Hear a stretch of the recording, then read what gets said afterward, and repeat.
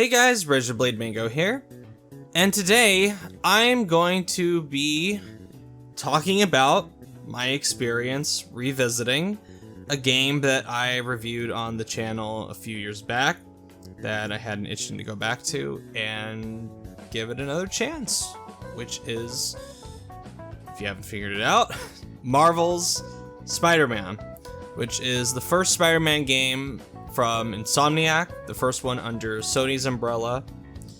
And the reason I went back to this one, this has kind of been in the back of my mind for a while, that I've wanted to revisit Spider-Man, because I famously, it's one of my most viewed videos, which is weird because it's a video in hindsight I'm not particularly crazy about, but to this day I still get comments on that video.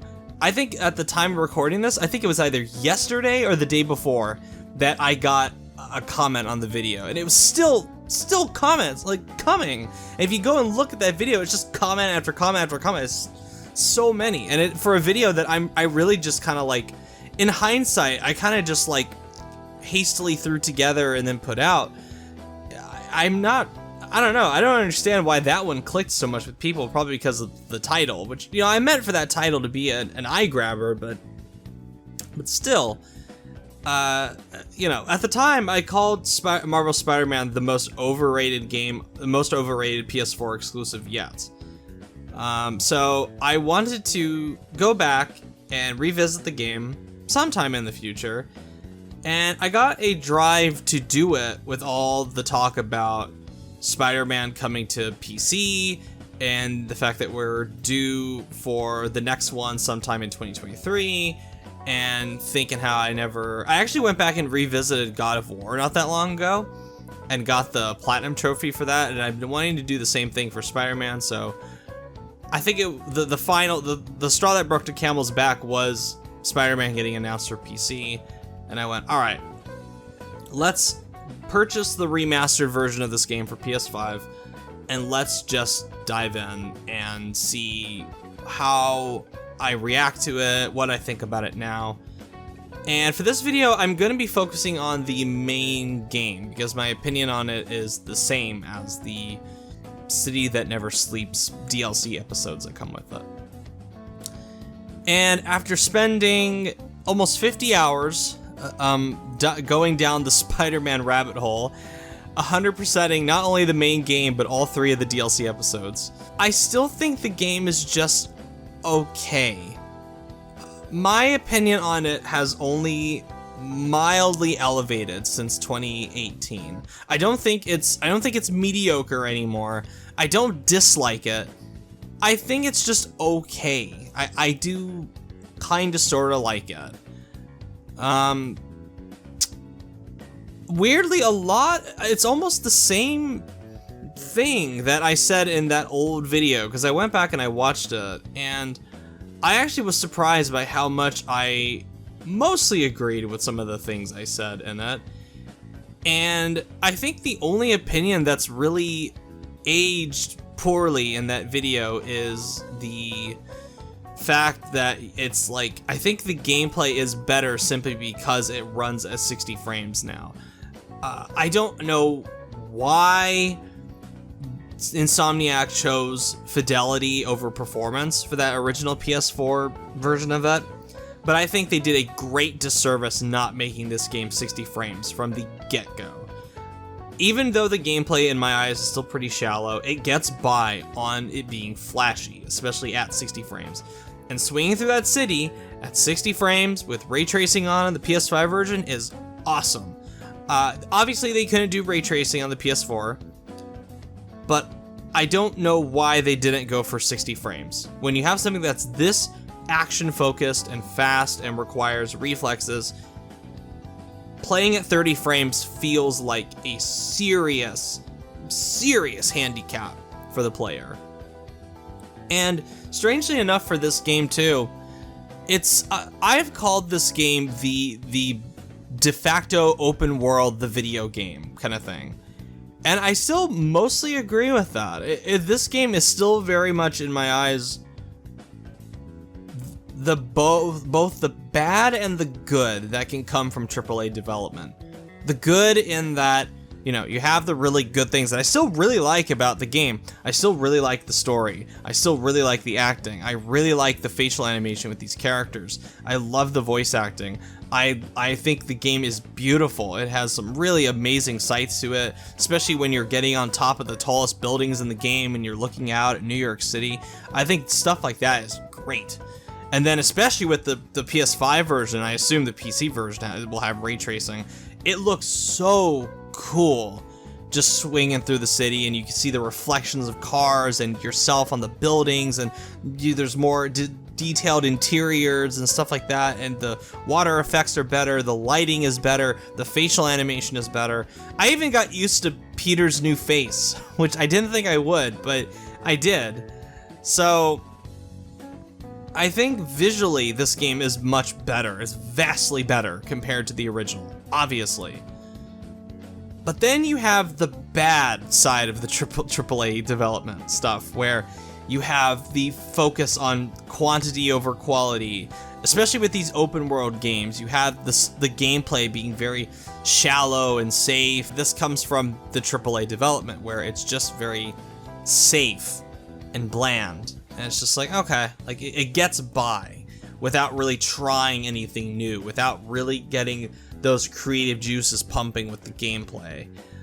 And then speaking of the open world, oh my god, there is so much fat. I don't have a problem with the radio towers as much in this one, because I think the way you unlock them is very simple. But I wish they had just trimmed down the fat on this game, because this game is like a really good steak, and the meat of it is very tasty, but there's just all these like pockets of really tough fat in there that just, it's like, yeah, it's edible, but doesn't taste all that great.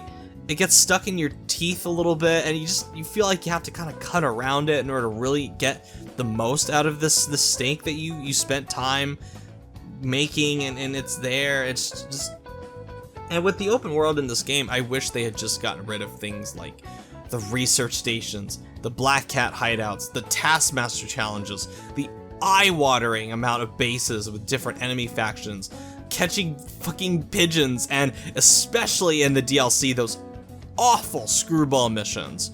Awful. Get rid of them. I don't want to see Screwball anywhere near the sequel when the time comes.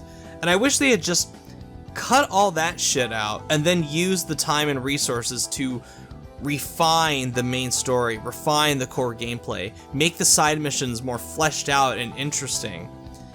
And this is where I think, because I've already played a better version of this game. It's called Spider-Man Miles Morales, where I think Miles Morales is a vastly better game. One of the reasons I think it's vastly better is because I think the pace at which the collectibles and side stuff are doled out is better and better paced in Miles Morales. I think the game gives the player a much better reason, a very good reason to want to collect stuff. The big example that I have is during the epilogue of Miles Morales, you get this message from your deceased dad, and he asks you to collect tapes around the city that are narrated by him, that he gives you like even more, a little bit of backstory into him and his love of New York and stuff like that. And by the end of the game, it makes you want to do that because you're invested in Miles. Then at the end, trying to live up to his dad, who was a heroic cop who died being a hero.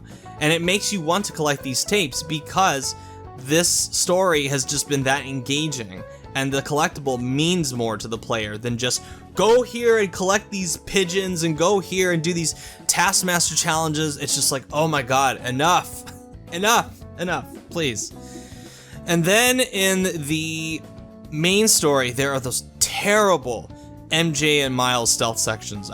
Miles is definitely not going to have any more of these because he's got his Spider-Man powers now, but I better not, similar to the Screwball missions, I better not see any of those MJ stealth missions in Spider-Man 2. Just please, God, I don't want to see them at all.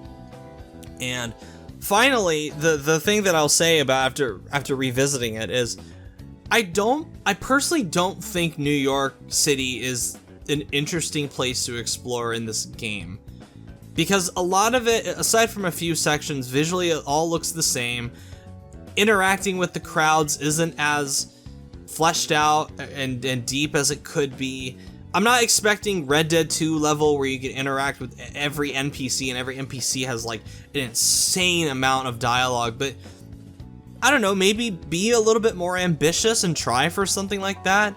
Have Spider-Man interact with pedestrians more, have him go into more places. There's a pizza place that's mentioned in the DLC. He could go in for a slice of pizza that gives him like a buff or something like that. Something that's just a little bit more interactive than just swinging through this city where you have these NPCs that will occasionally go like, yeah, you go, Spidey, and like clap, or will occasionally like high five the player or something like that. Like stuff like that is cute, but it doesn't really go a long way to convincing me that this place is a living, breathing city.